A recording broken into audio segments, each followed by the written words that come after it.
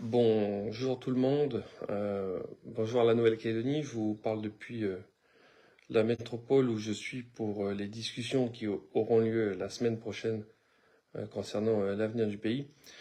Je voulais faire un live Facebook suite à l'élection de Roch Wamitan à la présidence du Congrès. Mais au-delà de l'élection de Wamitan, je voulais aussi rassurer un peu tout le monde, puisque j'ai vu sur les réseaux sociaux et puis les messages que j'ai reçus dans la nuit, euh, le désespoir, de beaucoup d'entre vous sur le fait que les indépendantistes dirigeaient aujourd'hui la Nouvelle-Calédonie au travers du gouvernement et du Congrès. Alors, qu'on se mette bien d'accord sur le sentiment, pour les indépendantistes qui nous regardent, le problème c'est pas que les indépendantistes dirigent, puisque si les indépendantistes sont un jour majoritaires en Nouvelle-Calédonie, il serait normal qu'ils dirigent les institutions. Le problème qu'on vit actuellement en Nouvelle-Calédonie, c'est une forme d'injustice démocratique. Une injustice démocratique dans la mesure où les plus nombreux en Nouvelle-Calédonie sont les non-indépendantistes, confèrent les résultats des provinciales, confèrent les résultats des 3 référendums. Donc les non-indépendantistes considèrent que, à juste titre, ils devraient diriger la Nouvelle-Calédonie au travers du Congrès et du gouvernement. Donc, c'est vécu avec beaucoup, on va dire, de difficultés le fait que Roch Wamitan soit réélu. La première chose que j'ai à vous dire, c'est que c'est la dernière fois. C'est la dernière fois que Roch Wamitan est réélu président du Congrès, puisque vous savez que lors d'une mandature, le Congrès change 5 fois de président. Voilà. Les indépendantistes sont originaires de la Nouvelle-Calédonie, je vois un commentaire, les non-indépendantistes aussi. Le Congrès change 5 fois. Un mandat en Nouvelle-Calédonie dure 5 ans. La présidente de la province est élue pour 5 ans. Le président du gouvernement peut être élu pour 5 ans, alors que le président du Congrès est remis en jeu tous les ans. Et donc, à chaque fois, on a la réélection de Roch Wamitan, ce qui peut nous décourager. Ce que je voudrais vous dire, c'est que c'est la dernière année de la mandature 2019-2024, puisque l'année prochaine, il y aura les élections provinciales. Ces élections provinciales auront lieu après les négociations que nous aurons eues à Paris, qui vont, de 1, dégeler le corps électoral, et de 2, nous l'espérons, aussi rétablir l'équité entre un homme et une voix entre le Nord et le Sud, puisque tout le monde sait aujourd'hui qu'il faut moins d'électeurs en province Nord et en province des îles pour avoir un élu au Congrès. Donc si on règle la question du dégel du corps électoral, et si on arrive à redresser cette inéquité de la clé électorale des élections provinciales, on pourra être quasiment certain que les non-indépendantistes vont rediriger la Nouvelle-Calédonie. Il manquera une chose à faire, et c'est là-dessus que je voulais vous interpeller aujourd'hui, parce que je trouve qu'on n'en parle pas assez dans les commentaires que j'ai vus sur Facebook et dans les remarques des uns et des autres, c'est que, et c'est exactement ce que dirait Claude Brunelé, que je salue en visio, c'est que si nous sommes aujourd'hui minoritaires au Congrès de la Nouvelle-Calédonie et au gouvernement, c'est parce que aussi nous avons été divisés dans le nord et dans les îles, alors que les indépendantistes ont été unis dans le sud. La province nord et la province des îles ont été découpées pour donner le pouvoir aux indépendantistes. Donc quand on est minoritaire dans une province, on doit avoir des listes uniques. Sinon, on perd au Congrès. Typiquement, la dernière fois, dans le Nord, il y a eu 2 listes en 2019. Une seule a passé la barre, celle d'Alcide Ponga. La liste d'Alcide Ponga, je crois de mémoire, a fait 3000 voix. Celle de M. Kwadja a fait 1900 voix et n'a pas pu passer la barre pour avoir des élus. Ça veut dire qu'on a perdu 2000 voix. C'est-à-dire qu'il y a 2000 voix dans le Nord qui ont été perdues définitivement. Alors que le potentiel dans le Nord, quand on regarde le résultat du référendum du premier, c'est 9000 voix. Donc déjà, les 1900 voix de Gérard Poadja et les 3000 voix de M. Ponga, ça fait 4900 voix. Il en manque plus de 3000 pour faire les 9000. D'abstentionnistes, de gens qui ont dû voter pour une autre liste, etc. Mais en plus, une de nos listes ne passe pas la barre et n'a pas d'élu. Donc finalement, on a 3 élus seulement en province Nord sur un potentiel de 6-7 élus au moins.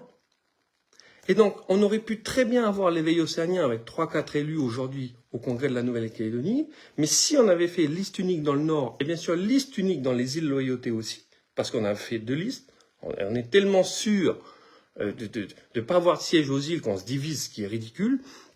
En fait, si on avait fait une liste unique dans le Nord et une liste unique dans les îles Loyauté, aujourd'hui l'éveil océanien aurait pu avoir 3 élus, mais ils auraient été noyés dans la majorité non indépendantiste.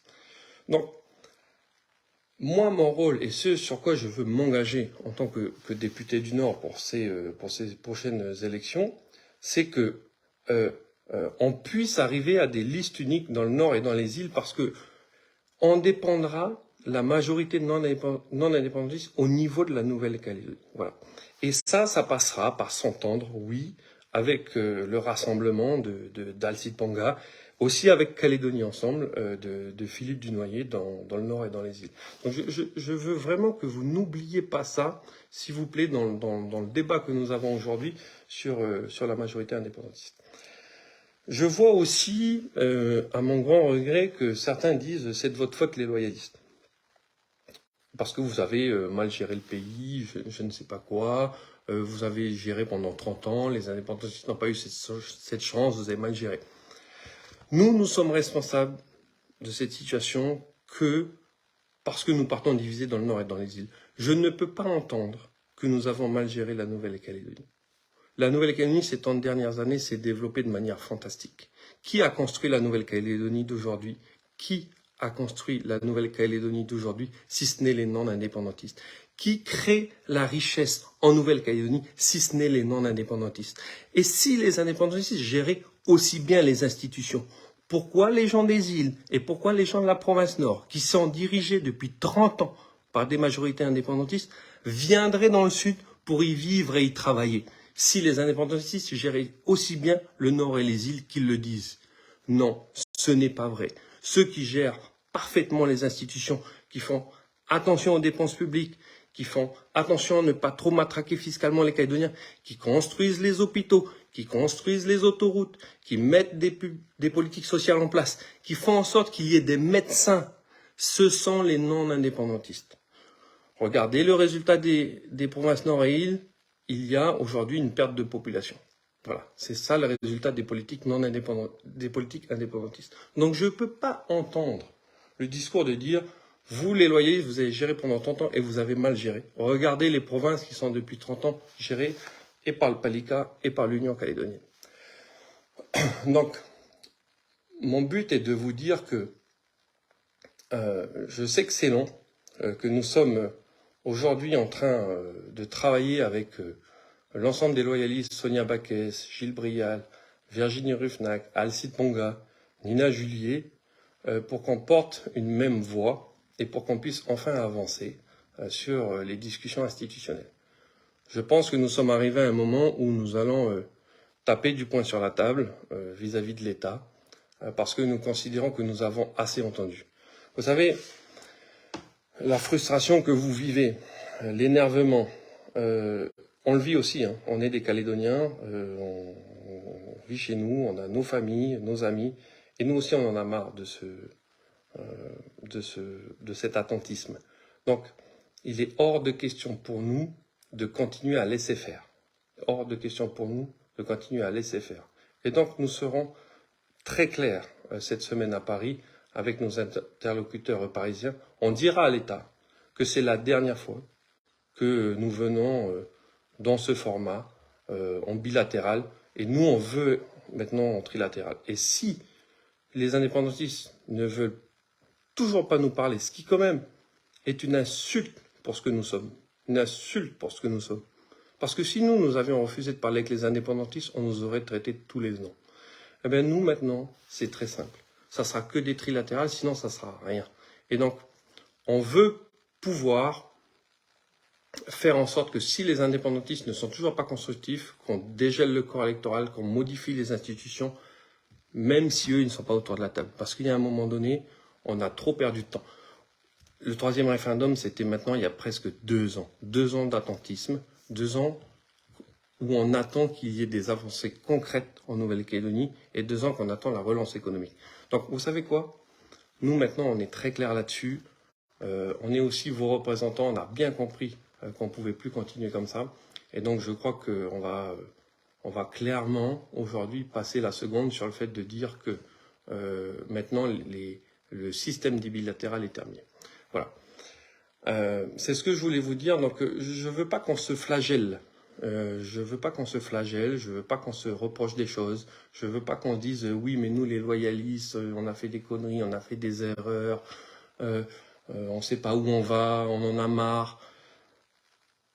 Je veux que vous sachiez que nous sommes unis, nous sommes déterminés et nous sommes déterminés à faire en sorte que les injustices politiques que nous avons actées lors des accords de Nouméa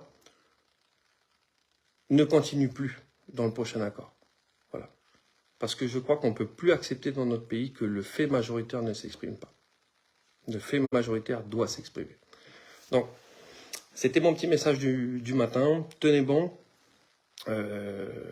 Partez au boulot avec motivation, avec positivité.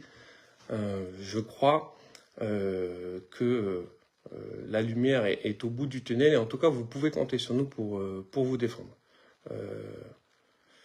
Je vois les commentaires de gens qui disent vous pouvez pas construire sans les indépendants. Nous, ça fait 30 ans qu'on veut construire avec les indépendantistes. Aujourd'hui, c'est les indépendantistes qui ne veulent pas construire avec nous. C'est les indépendantistes qui refusent de discuter avec nous. C'est les indépendantistes qui disent qu'on gère mal les institutions alors qu'ils ont coulé la province île et la province nord avec une clé de répartition qui leur donnait plus d'argent par habitant que dans le sud.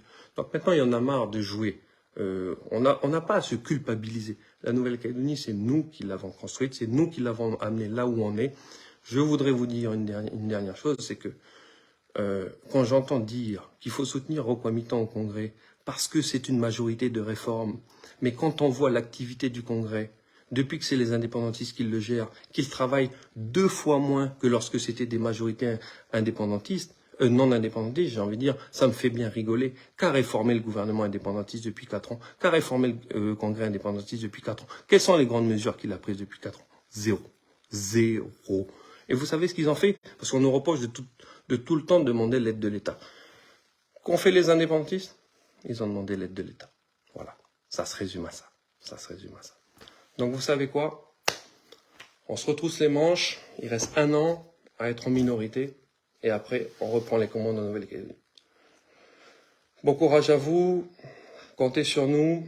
Et puis, on vous tiendra au courant des avancées qu'on aura eues en métropole la semaine prochaine. Je vous embrasse. Bonne journée à tous.